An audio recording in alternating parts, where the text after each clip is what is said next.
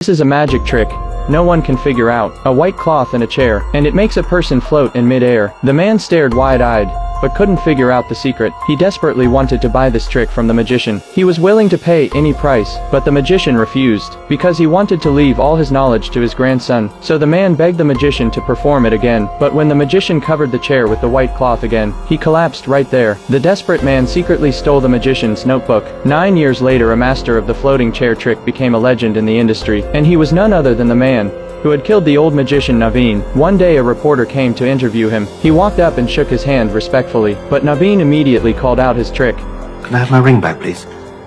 Turns out the reporter was also a magic enthusiast. After a somewhat awkward exchange, the reporter returned the ring. Then he wanted to show Naveen another magic trick. The reporter had Naveen write down a string of numbers on a piece of paper and not let him see it. Then he went to the other side of the room to grab a fruit. Naveen returned with a banana. The reporter pulled out a knife, cut the banana to prove it was real, then cut his palm and rubbed the blood onto the paper. The numbers Naveen had written on the paper slowly began to appear. Naveen initially pretended to be impressed, but then he tore the reporter apart. It was a little clumsy and old-fashioned, but as a beginner not bad. I don't know who you learned this from. I suppose it's from my granddad. The young man said he got into magic because of his grandfather, but his grandfather disappeared 9 years ago. Naveen paused. Could this be the old magician's grandson? He said, "Death is final condolences."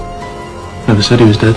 Naveen froze. He quickly found an excuse to end the interview, and promised to give him a book with his autograph. While Naveen was grabbing the book, the young man immediately rushed to the safe, and typed in the numbers Naveen had just written, but the code was wrong. At that moment Naveen appeared behind him. He said, "You don't really think some psychological trick is gonna get my password?"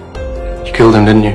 Naveen calmly said, "You need evidence to talk." The young man he get the police to come with a search warrant. Once the young man left, Naveen panicked. He rushed to turn off the house's security cameras, then opened the safe, took out the old magician's notebook and burned it. The next day the police came, but it wasn't about the young man. It was because his wife had been murdered the night before. Naveen was stunned. Then the police asked him where he was last night. Naveen said he was in his studio, and had surveillance footage to prove it, but then he remembered he'd turned off the cameras the night before. Now the police were even more suspicious. They quickly noticed the safe in the corner and asked Naveen to open it. Naveen started to feel something was off, until he raised his hand, typed in the password, and looked at the ring on his finger, and slowly everything started to make sense.